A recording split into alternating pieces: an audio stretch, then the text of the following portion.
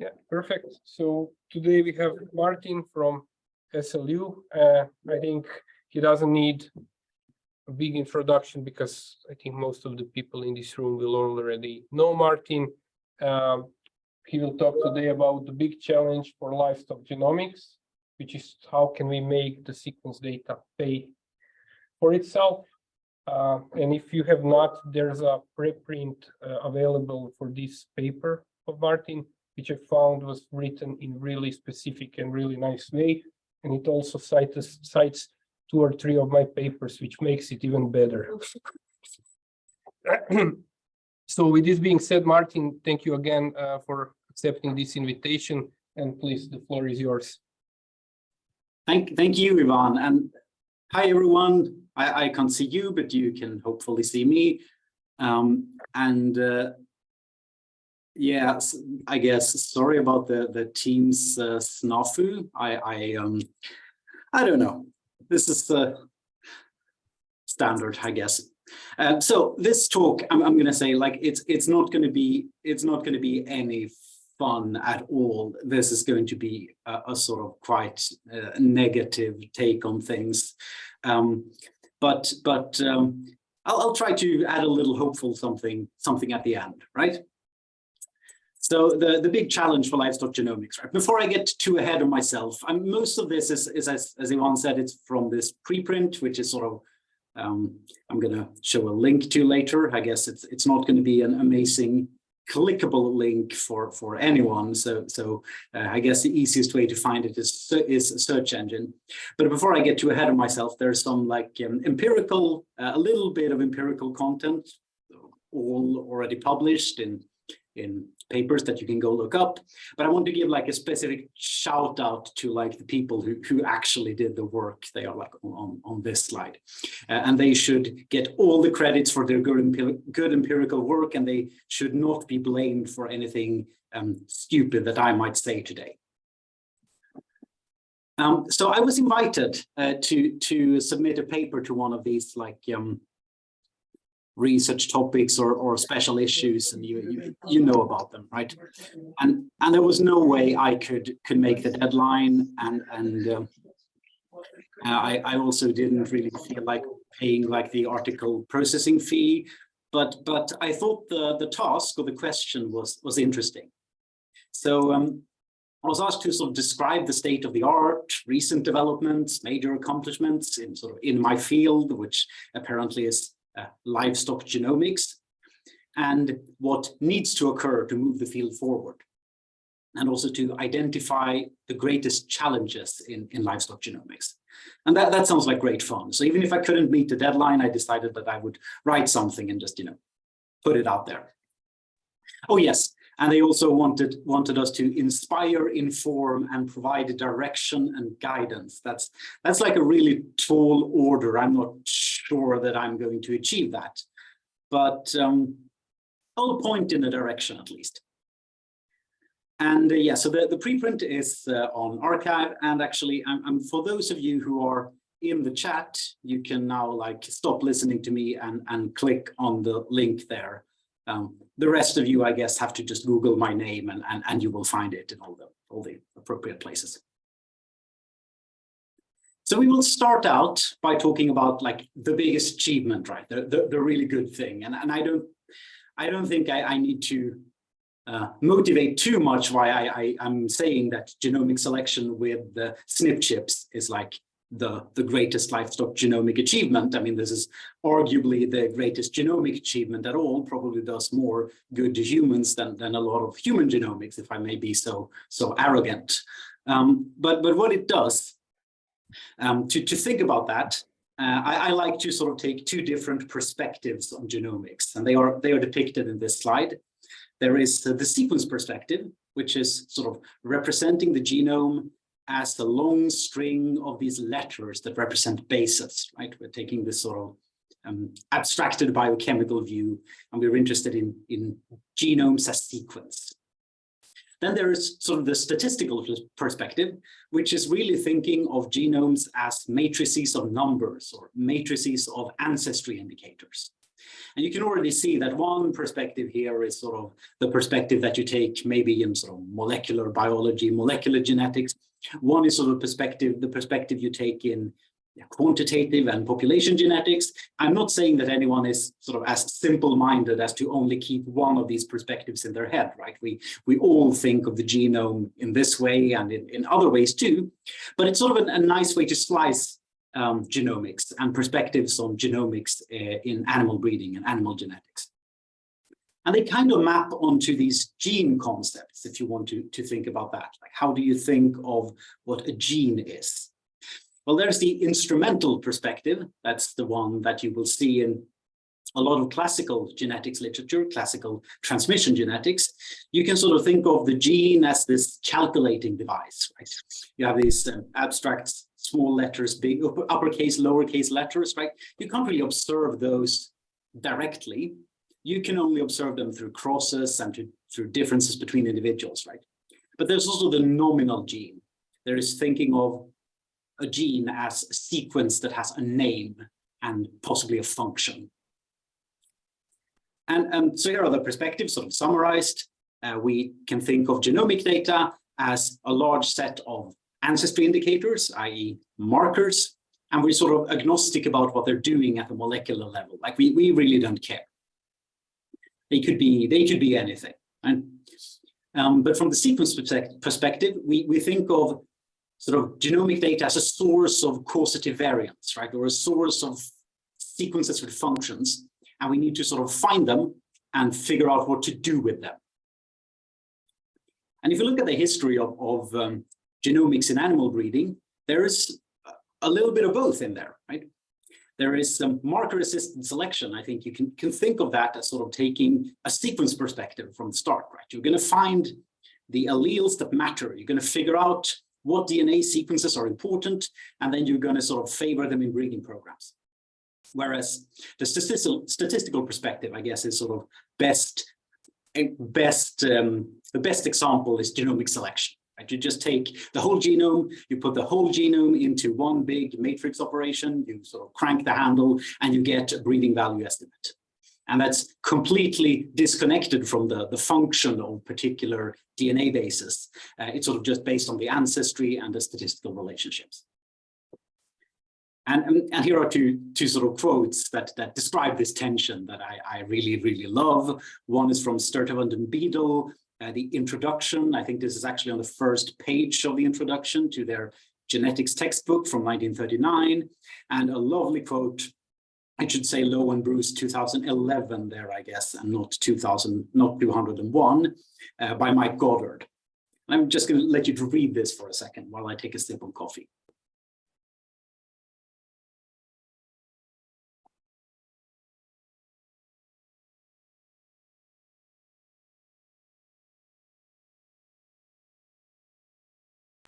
Yeah, so genetics has this sort of abstract machinery that has nothing to do with physics and chemistry. It's sort of its own thing, or as some of Goddard's colleagues apparently complained, we are geneticists who don't study genes.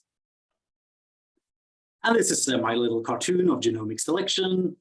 The idea that you can sort of speed up or improve the accuracy of animal breeding by bringing in genetic information in addition to the measurements that you're already using. Right? You have your reference population, that you're genotyping, you're fitting this genomic prediction model, usually based on SNP-chip genotypes, usually mid-density SNP-chip genotypes.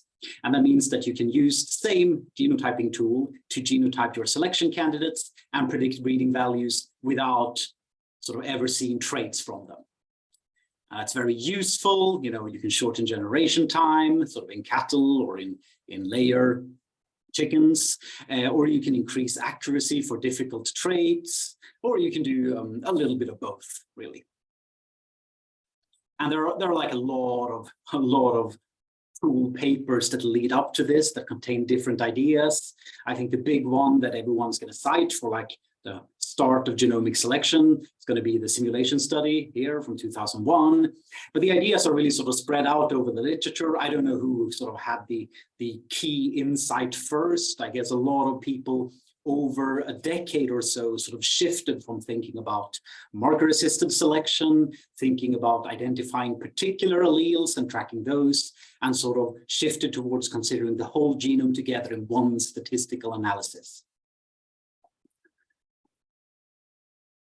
Okay, so we can do this with SNP chips, and it's great, it's wonderful. Well, as some bioinformatician once asked me, why in 2022, or maybe it was 21, why are we still using SNP chips?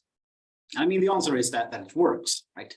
But a lot of people have had the insight or the hope or the idea that, you know, if you could have more genetic information, you could use some even more modern genome analysis methods. You can put sequence data into the equation, you could get sort of more accuracy, more information, and you're also generating this really, really awesome research data set that you can do all kinds of cool genetics with. So a lot of people have done that. And I'm going to, of course, give an example that I was involved in when I was a postdoc at Roslin. Most of the credit should go to Roger Rosfresides, to John Hickey, to Andrew Whalen, to Gregor Gorians, and to several others. You can find all the papers in the preprint, and you can sort of trace all the work that went into doing this, because it has a lot of different building blocks. We should start to think about sort of large genomic data sets, right? And here's a data set from pigs, almost 300,000 pigs. This is SNP chip genotypes, and this is back fat thickness, like one of the sort of high heritability, relatively easy to analyze traits, right? And you can use this sort of the big genotyped and phenotyped data that the breeding programs now gather routinely. You can slice them a different way, and you can use them to analyze complex traits, right? And you can sort of explain some of the variation, like up to 20% of the additive genetic variance. You can find some major loci. The biggest here explains about 8% of the genetic variance. And you can find, you know, some interesting genes, right? We don't really have the genomic resolution here to pinpoint individual genes and causative variants, but we can note, for example, that the biggest ever known candidate gene for pig traits, like the MC4R, maybe that's not the biggest effect, but it's probably arguably the most famous one. You can see it popping up here in several lines. If you go to humans and you do a genome-wide association study with hip circumference, you're going to find an association at the same gene, right? So there is some sort of shared biology here and some sort of cool stuff going on with complex traits. But to do genomic prediction with sequence data, we need sequencing, like sequence information on all these individuals. And it's not really feasible, maybe not even if you're Jeff Bezos, to like whole genome sequence 300,000 pigs. But you can do clever special effects, right? Because you have genotype data on all of them or lots of them. And that means that you can sequence a selected subset, and then you can impute the whole genome sequence to them. And if you want all of the details on how we did this with a method called multi-locus peeling, you should check out this paper and also some other papers that are cited in it. But as you can see here, you have some accuracies on the y-axis, and you have the position through the pedigree. It works quite well. You can get quite accurate imputation by doing this for lots and lots and lots of single nucleotide polymorphisms. And here's a table from the big genomic prediction paper that shows you sort of for the different lines in this pig breeding program, how many individuals were sequenced, how many individuals were genotyped and imputed in the pedigree. And the point here is that it's sort of a relatively large number of individuals sequenced for a sequence data set, sequenced mostly at very low coverage and imputed to lots and lots of individuals, right? So we sequence a few percent of each line and we can impute that. And here's a subset of the phenotype data. You see we split this in a training testing data set. And again, the point I just want to show here is that it's a lot of data. It's quite a lot of records for these individuals. And then you need some strategies, right? You need to pick the variants that you're going to use for the prediction. You need to compare the SNP chip against sort of some strategies that you can do. So you can either sort of take the top variants in the genome by running GWAS on traits and then pick the ones that are highly associated. You can either sort of make a new sort of in silico SNP chip by picking sort of the best candidates in a grid of the genome, or you can add the most significant SNPs to the SNP chip and make sort of like an expanded SNP chip. Use some prediction method, in this case, a Bayesian variable selection methods. There are other options. You can do training within and between lines, and you need to do some testing. And in this case, the testing set was families from the last generation. Again, lots of detail in the paper. So if you're more interested in this specific example, go check it out.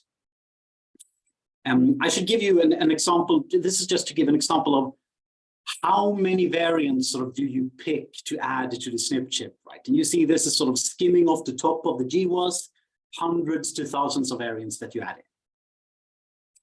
And here's the big result, right? And what I want you to notice about this, like the y-axis here is prediction accuracy. These are some of the line trait combinations. And you see the SNP chip here is sort of the reference, the comparison point, this red dashed line. And then we see increases or sometimes decreases in accuracy. Right? And the two things I want to draw your attention to. A, that it actually does work in some cases really well, right? You can actually improve accuracy by quite a bit in certain line trait combinations.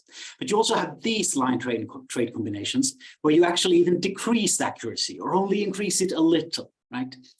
And this is the bad news, right? Because if you're looking at this right now, and if these are going to be repeatable over time, then that's great. You can sort of pick and choose, right? And you already, now the data is there, so you can impute the data to new individuals, and that's great.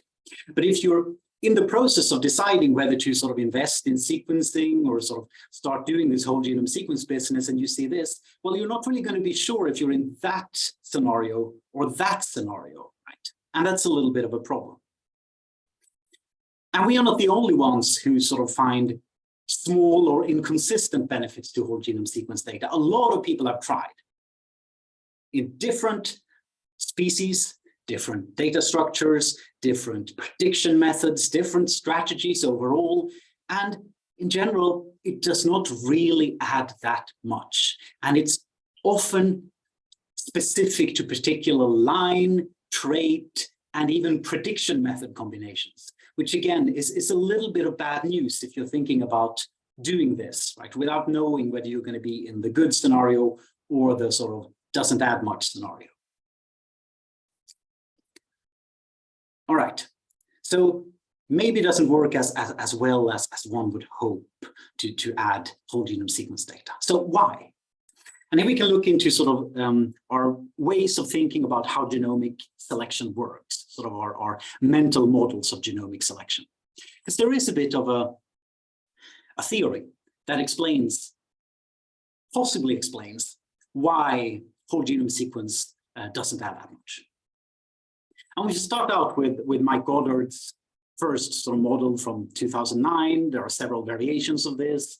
The sort of bag of segments model, how to think of genomic selection. But you can think of these segments, right? The lines here are little pieces of DNA, little pieces of a haplotype. And we have our markers on them, and we have our causative variants on them, so our M's and our Q's. And you can think of genomic selection as you have the genome, it consists of all these segments that have sort of a marker and a causative variant, and they're in perfect association with each other, and they're independent of all of the others. Now that's a terribly unrealistic model of the genome, right? Like it doesn't work like that. But you can sort of think of it like that. You're going to sort of, you genotype your markers, and then you pick individuals based on that, meaning that you pick the sort of the most, the higher effect segments by association. And you can describe any real population as, you know, corresponding to an ideal population that looks like this with a particular number of segments, the sort of effective number of segments, a little bit that you would match an effective population size to a real population in population genetics. And the good news about that is sort of that you can sort of use this this beautiful model, these equations that Goddard developed, that sort of, it works out that this is all a function of effective population size. It's sort of a function of how big the population is. Now, this doesn't really work so well in practice. These equations are not a great way to predict the accuracy of genomic selection, but it's sort of a helpful starting point for thinking about genomics. So that's model Et. We have a bag of segments. And then there are some great simulations, right? There's some from Javier and et al, and there's also from Vinches et al, that sort of complicate the picture, right? We have our starting point, the bag of segments, and then we have this sort of very tight association between causative variants and markers. But then we have simulations that show, I would say rather convincingly, through some rather abstract and sort of unrealistic scenarios where you sort of put causative variants on one chromosome and markers on another chromosome, or you create simulated genomes that are completely unrelated to your founder genomes and so on, that actually a lot of the accuracy that you get in real genomic selection must be driven not by this very tight association by marker and causative variant, but by familial relatedness, right? That you have individuals that are closely related to each other in the data set, and you're really predicting their family relationships rather than the fine scale associations between causative variants and markers. And that leads us to the next idea, namely the sort of limited dimensionality of the genome. And this is one of the papers that Ivan mentioned from him and others that introduced the idea, a sort of alternative verbal model to Goddard's model that also comes with like a formal model that's also an alternative, right? Of clusters of independent chromosome segments, or clusters of NE, where they performed a simulation, and you see the y-axis here is the accuracy of prediction. You see it goes up and then it plateaus in different scenarios with different heritabilities. And the x-axis here, the horizontal axis, is the number of eigenvalues or the number of eigenvectors, or what you can really think of this number as is sort of the information that you include in the simulation. So what they've done here is they've taken a population, a simulated population, and they created genomic relationship matrices and run genomic prediction, and then they progressively taken away information by sort of eigen decomposing the genomic relationship matrix and just keeping parts of it, right? So you can think of this as sort of the number of axes of variation, or maybe sort of the clusters of segment that you introduce, that you allow the model to see. And the key point here is that you see that relatively soon in this simulated livestock population, the accuracy starts to plateau, right? You get diminishing returns by introducing more and more information. And the number of eigenvalues that you need to introduce, or that the number of dimensions that you sort of need to get most of the prediction accuracy is actually relatively low. So there's a lot of redundancy here, right? And that makes a lot of sense if you think of how the genome is built, right? You have these chromosomes, you have, if you zoom in the chromosomes, you have these haplotypes, and you have sort of this, not just this is linked, this is not linked, like in the bag of segments model. You really have a continuum of association between variants. And that means that if you keep adding markers, so you keep putting markers on sort of the same segment or sort of the same cluster of segments, what you're doing to a first approximation is you're not really making the situation any better for yourself. You're not capturing any more information really when you have most of the clusters covered already. You're just adding estimation problems. And that sort of explains why accuracy seems to plateau relatively quickly when you start increasing marker density. And this seems to apply also to sequence data. That you actually don't really need that many sequence variants to capture most of the information. And when you just keep adding thousands and thousands of markers, you're just sort of complicating the estimation situation for yourself. So now, we all like to joke about simulation, or I hope we do. I like to joke about simulation. I also love to use simulation. Right? I use a lot of simulation. But you know, if you can sort of think that if something works in simulation, I mean, that's cool. That's that. But it doesn't really mean it's going to work in real life. So the question is, if it doesn't really work in simulation, how good is it going to be in real life? Well, it turns out that the simulation results on whole genome sequence for genomic prediction is a little bit mixed, but it doesn't really work that well even in simulation.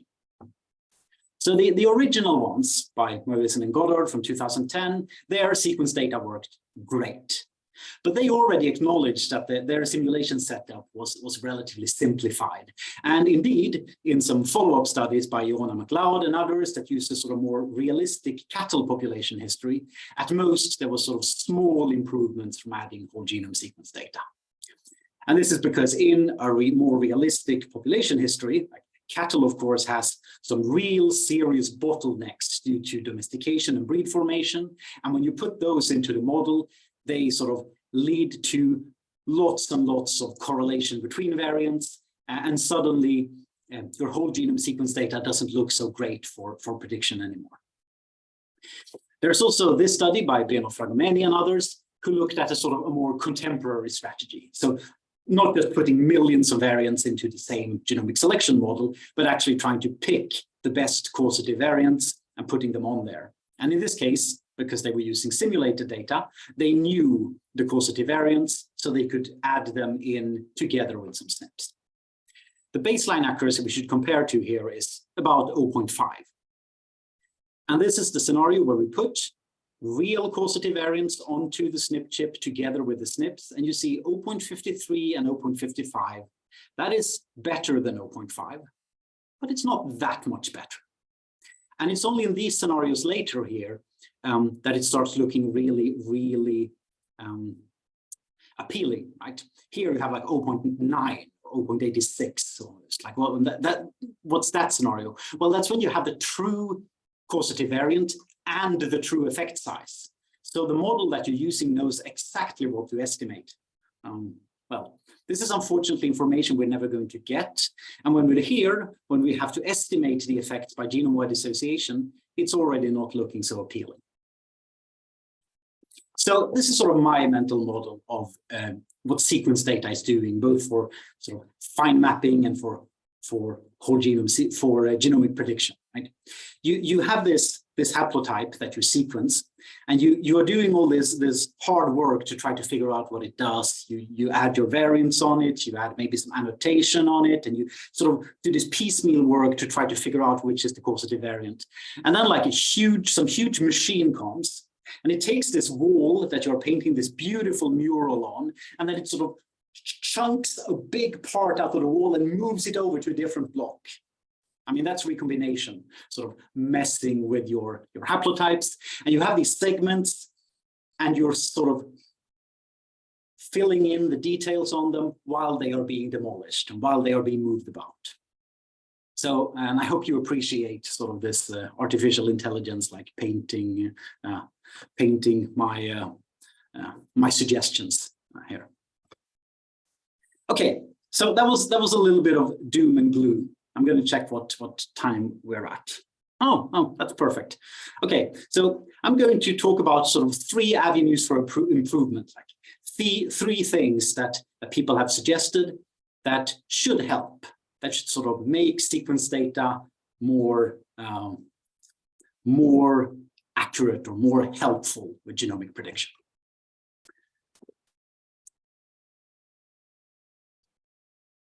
And the 3 suggestions are better resolution of genomic segments, inclusion of undetected genetic variation, like the sort of dark matter of the genome, if you will, and functional genomic data, sort of learning more about how variants work, bringing a little bit of sequence perspective back into the statistical approaches that we've been using here. So first, the better resolution of segments.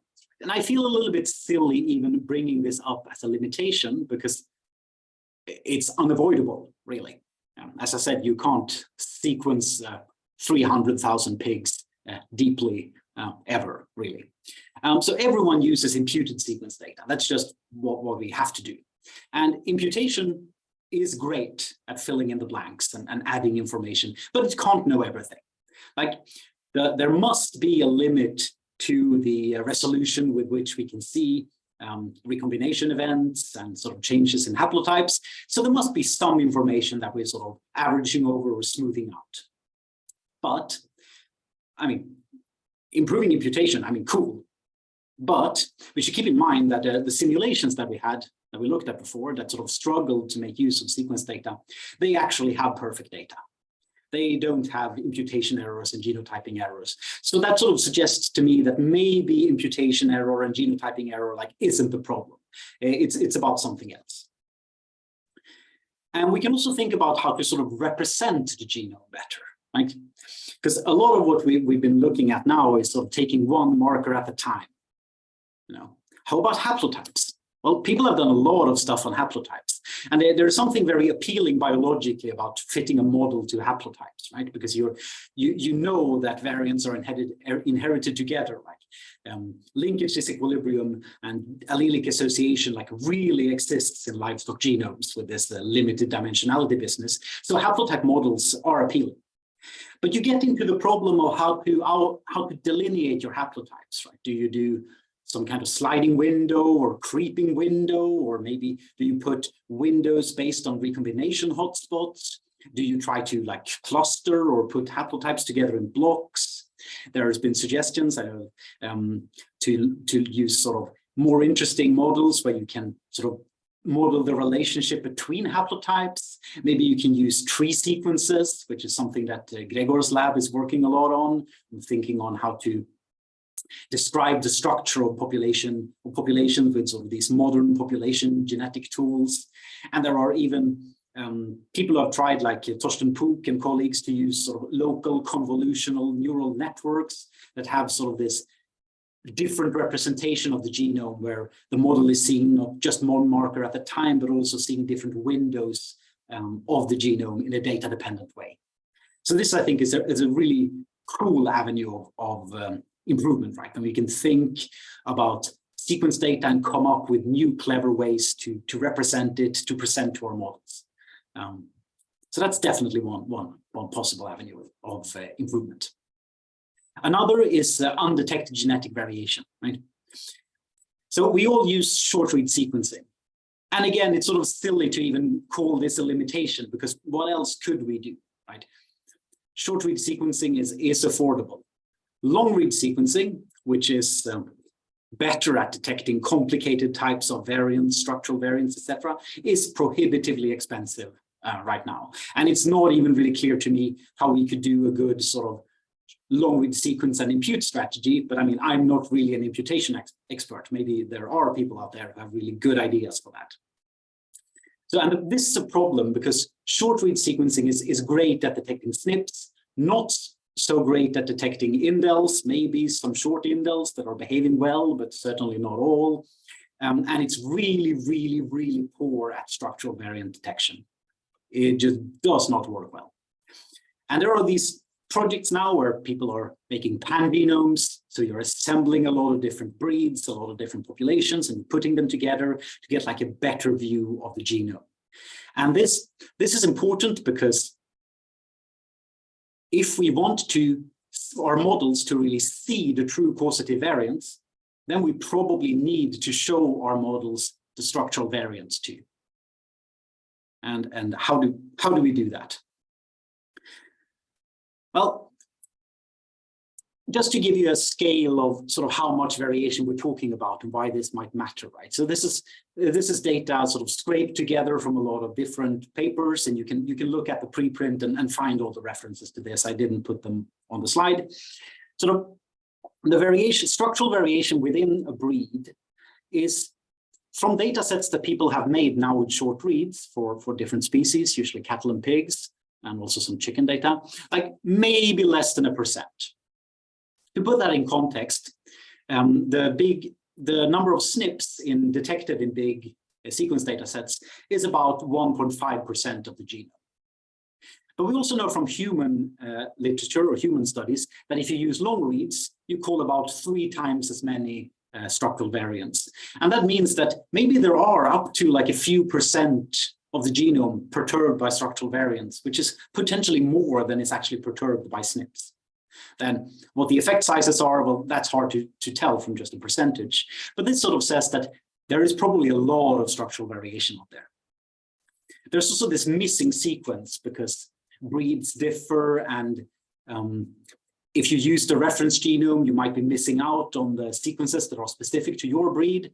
And based on pan-genome efforts, that's probably up to a few percent.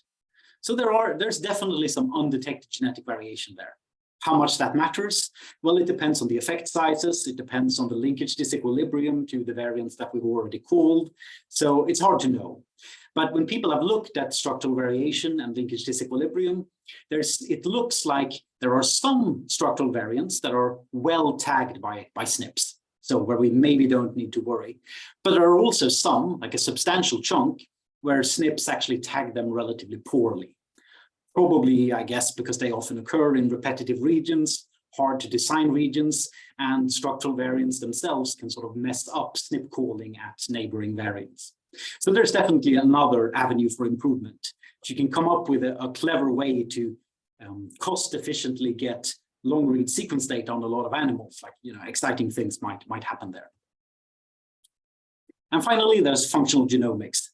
And this quote here is from Emily Clark and others from the Fang to Fork paper, which I think is a great title for a paper, and B, a paper that very clearly lays out this strategy and sort of explains what's going on. So I recommend it, and I'm going to give you just a few seconds to look at this quote without me talking over it.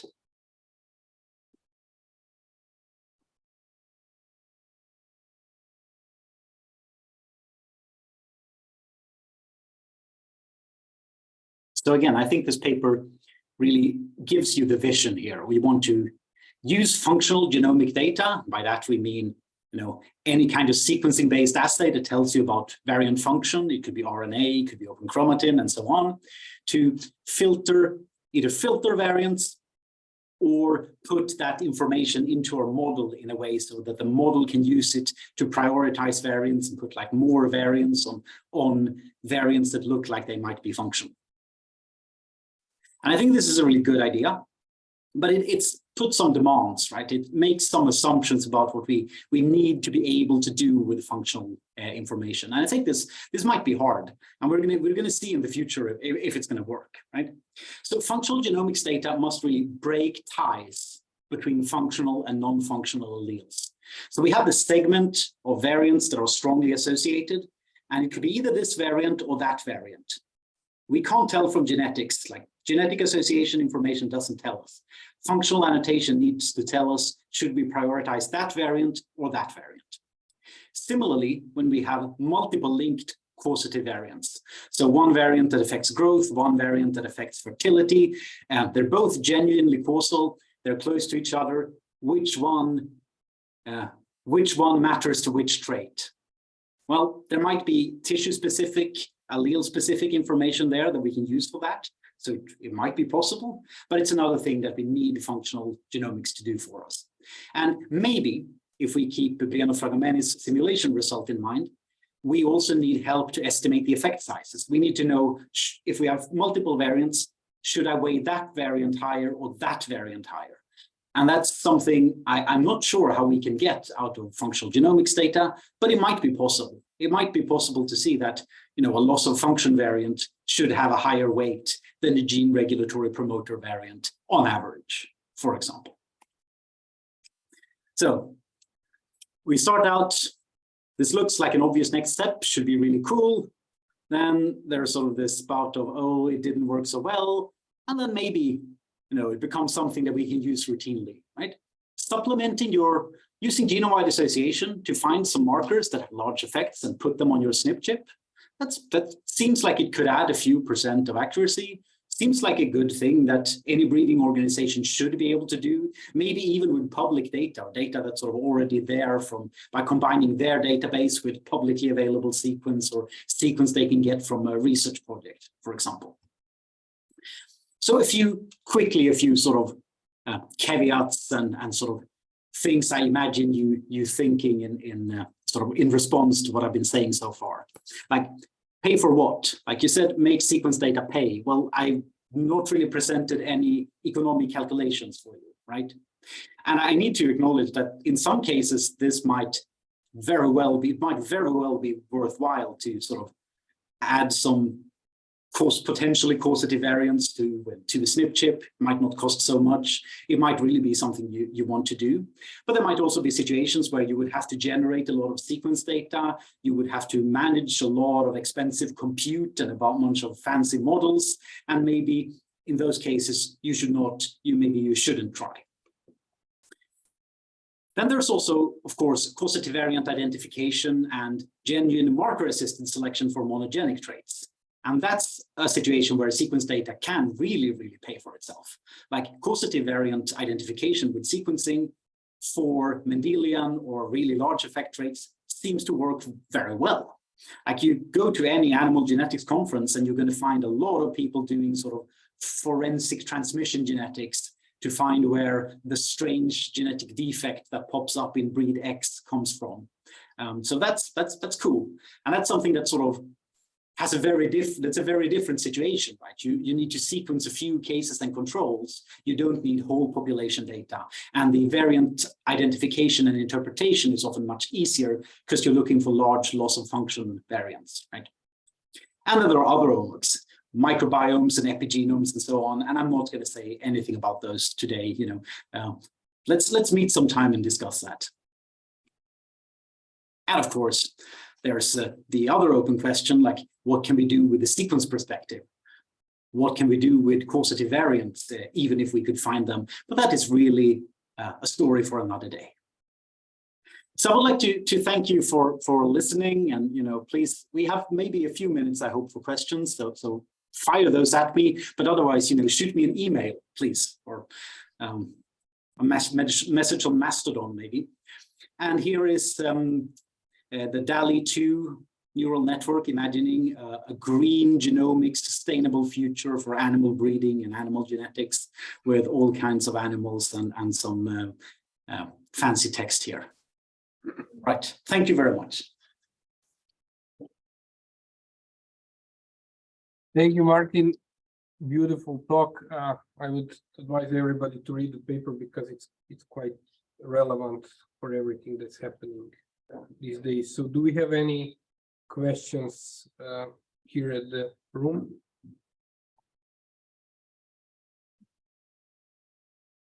I have a question, but it's a bit specific question about the slide of your paper when you were including agent values and the accuracy was increasing until a plateau. I don't know if maybe Martin can put it. Oh, maybe I would advise that we just ask directly Martin's questions. I will answer your question after the talk, if that's fine. Okay. Sorry for that. I apologize. I did not really hear the question. So maybe that if, yeah. I mean, do you want me to make the question anyway? You can make a question, yeah, definitely. No, what about like when the trait was more heritable, you need the same amount of agent values to get the maximum accuracy, even that the traits have different heritabilities. But the elbow of the trait that was very heritable was much more progressive than the other ones. Like if you need progressive more information, makes a change if the trait is more heritable, but not much if it's less heritable. And I wanted to know if there is a reason for that. Yeah, that's a really good point. I don't know, actually. I haven't really thought about that. But yes. Like the elbow, it was like very progressive if the trait was very heritable. Yes, but yes. Like if it was less heritable, it was like more like a little cut, like at some point arrives the plateau and that's it. And I don't know the reason. So no, and I don't really know it either, right? And they do end up with sort of like roughly, they sort of end up plateauing at roughly the same point, but they do have slightly different shape on the way there. I'm not sure if that is sort of, if there's any interesting interpretation to that. And it's worth thinking about. Maybe not. Sorry, I don't have a more satisfying answer. So Sorry, I have a question. Just a comment on that, and then my question. The correlation was not about the estimated breeding values and true breeding values. It was about correlation between eigen values and true breeding values. And maybe I'm not sure. I haven't read the paper, but maybe it's just the number that gets there is a number of eigenvalues that we reach a plateau. Maybe there is the effect of just enough number of variables to make this correlation, to calculate this correlation. When we have enough number of values to calculate the correlation, then just statistical point of view, like 400 is a good number to calculate the correlation. If it is higher than that, maybe it doesn't add too much. Or if it is lower than that, you reduce a lot these statistics, correlation statistics. Yeah. This is just a comment. I'm not sure if it works at all. But my question is, Martin, you were, thank you for your presentation. It was really nice. And one question could be, when we use the SNPs, usually we have a SNP chips of density around like 50 and 50K, and we know that all the functional genes are a number between 20 to 30,000. So this 50K SNP chips may be enough to capture all the variation caused by SNPs, caused by genes, which is like half of the number of SNP that we use for prediction, and that's why we can't get much out of sequence data. What's your perspective? Yes, I mean, that is, I guess, depending on how you interpret that, is, I guess, saying a very similar thing to the analysis of the dimensionality of the genome. But I guess the difference is that what you're bringing into the picture is sort of the what one might call the functional architecture, like where are the causative variants located? Are they like preferentially around genes and so on? And there is some sort of simulation results that kind of show that if you're able to sort of thin down the number of variants so that you get sort of like a subset of the genome that's more likely to be causal, then you could improve accuracy that way, right? And that's in some sense what I think what we're trying to do with functional genomics. Like we're trying to find sort of, okay, here are like the regions of the genome or the genes that are sort of relevant to, say, the udder or gene expression in the udder. Then you can sort of place markers in those, and you might not have to worry about sort of a lot of other sort of nuisance variants that don't matter, right? So the strategy is sort of to find a way that you can pick the functionally more relevant parts of the genome. And I mean, I guess that's hard. And I mean, to some extent, depends on what SNP chip you are using, right? They're sort of like spaced relatively uniform over the genome. But it depends on the sort of the SNP chip project, if they've tried to really sort of target genes sort of more specifically, or if they just tried to target, everywhere sort of randomly. And I'm not sure that sort of trying to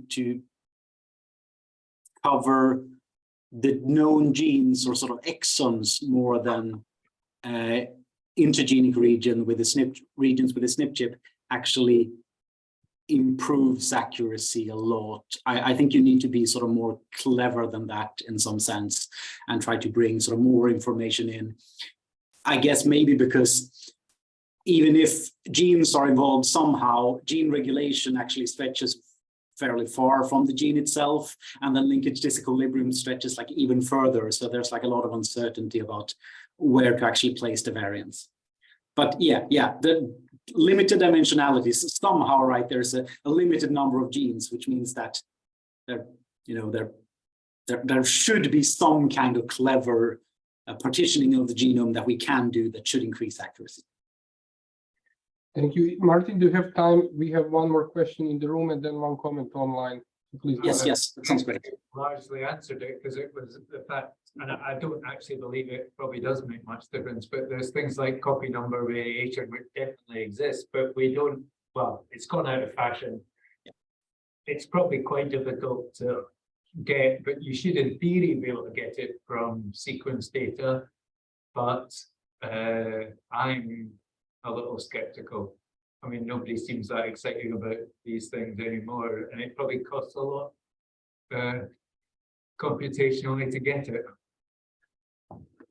Yes, yes. Because I mean, I was a little bit dismissive of sort of getting structural variation from short reads, right? But that was definitely, I mean, that's a little glib what I said actually, because there are definitely copy number variants and structural variants that you can get from short reads, if you, at least if you know what you're looking for, right? Like I can think of an example right out of hand, and I'm sure several others can hear that if you sort of zoom in on the region that you know should be variable, it is very, very easy to see just from read depth in a BAM file that sort of what genotype the animal has, right? So there, and something similar can be said about SNP chips, right? There is some intensity information in the SNP chip signal that most of the time we just throw away. But if you look at it very carefully and if you analyze it carefully, you can get information out of.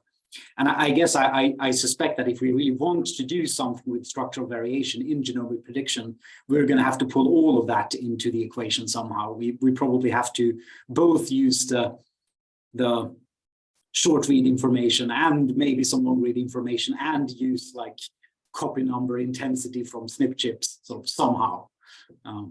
Yeah, but it's hard. Like it's a lot of the information is there, but it's probably hard to put it together. Thank you. And because we're over time, just one final comment from the online audience. So Raphael is stating genomic selection has worked well as it is applicable to various traits. However, functional and structural genomic regions might be trait specific and therefore costly to implement, considering the benefit in the terms of increased accuracy. Yes, yes, I think this is a very good point, right? That one of the things that are sort of one of the objections, I guess, that I didn't go into, but it is worth keeping in mind, I guess, is that, you know, we imagine sort of that we want to sort of filter the genome or prioritize different parts of it, right? A lot of that is going to be trait specific, right? I use the example of like, if you want to sort of look at milk related or mastitis related traits, maybe sort of getting functional genomic data on the epithelium of the mammary gland might be really, really important. Well, those regions that show up there are probably going to be entirely different than regions that have to do with like all kinds of other traits. So we're going to have to, if we use functional genomic data, we're going to have to juggle a lot of different traits, and we're going to have to think about what sort of the part of the genome that's relevant for this trait and for that trait. And that might make it really hard, for example, to make like a nice prioritized SNP chip of it, right? Because these regions might be different. Yes, so it might be costly to implement, even if you can find sort of interesting subsets of the genome. Yes. Thank you, Martin. Thank you to everybody here in the room and online. I'm sorry for the technical things with the team, so I don't know, we may switch to Zoom in future as well. So Martin, thank you very much once again. Thank you very much.